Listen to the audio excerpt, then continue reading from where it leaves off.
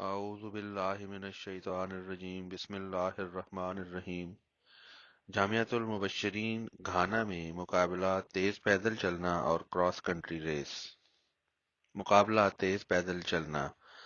اللہ تعالیٰ کے فضل سے مورخہ 12 اکتوبر 2023 کو جامعۃ المبشرین گھانا کے فٹ بال کے میدان میں تیز پیدل چلنے کے مقابلہ کا کامیاب انعقاد ہوا۔ 14 طلباء کو مختلف ڈیوٹیوں پر متعین کیا گیا، جبکہ 48 طلباء نے مقابلہ میں حصہ لیا۔ مقابلہ کا آغاز نماز ظہر و عصر کی ادائیگی کے بعد دعا سے ہوا، جو مکرم فہیم احمد خادم صاحب پرنسپل جامعۃ المبشرین نے کروائی۔ طلباء کو 6 گروپس میں تقسیم کیا گیا اور ہر گروپ کے لیے ایک نگران مقرر کیا گیا، جو پیدل چلنے کے ہر چکر پر مقابلہ میں حصہ لینے والے طلباء کی نمبر شماری کرتا تھا۔ اس مقابلہ میں حصہ لینے والے طلباء نے جامعہ کے فٹ بال میدان کے کل 30 چکر لگانے تھے۔ مقابلہ میں حصہ لینے والے طلباء کو مقابلہ کے دوران پانی اور ٹافیاں مہیا کی گئیں اور مقابلہ کے اختتام پر ریفریشمنٹ دی گئی۔ اللہ کے فضل سے مقابلہ میں حصہ لینے والے تمام طلباء نے 30 چکر بعافیت مکمل کیے۔ انفرادی پوزیشنز مندرجہ ذیل رہیں۔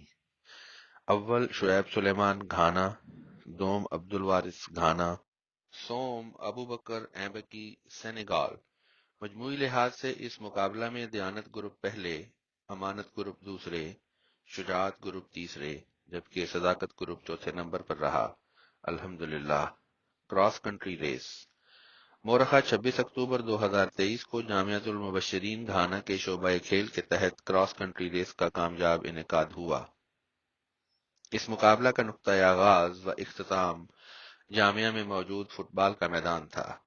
اس مقابلہ میں طلباء مانڈو گاؤں میں واقع احمدیہ مسجد تک جا کر واپس آئے اور کل 17 کلومیٹر سے زائد کا فاصلہ زیادہ سے زیادہ 3 گھنٹے میں طے کیا۔ 14 طلباء کو مختلف ڈیوٹیوں پر متعین کیا گیا، جبکہ 48 طلباء نے مقابلہ میں حصہ لیا۔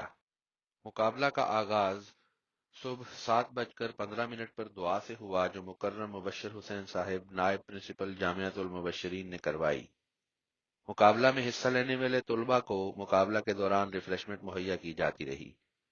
اللہ کے فضل سے مقابلہ میں حصہ لینے والے تمام طلباء نے بعافیت یہ فاصلہ طے کیا۔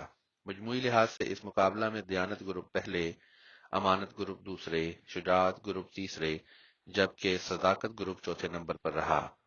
الحمدللہ کہ اللہ کے خاص فضل سے یہ مقابلہ بخیر و خوبی انجام پایا۔